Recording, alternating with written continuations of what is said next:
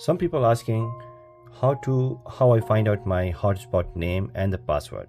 So in this video we will see how we can find out.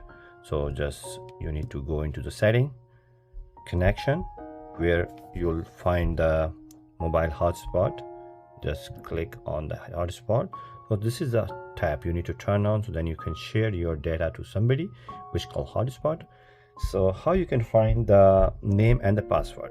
So when you click on it, it will open that menu and it will show you how much data you shared today, or what is the name. So that's the name, whatever you can edit the name, whatever you want, and you can edit the password also.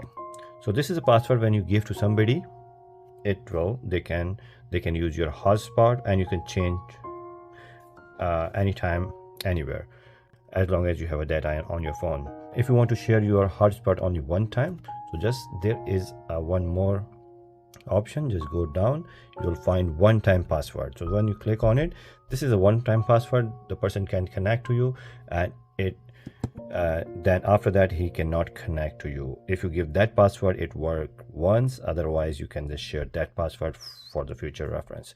Thumbs up if you like that video. Subscribe my channel for more videos. See you in the next video.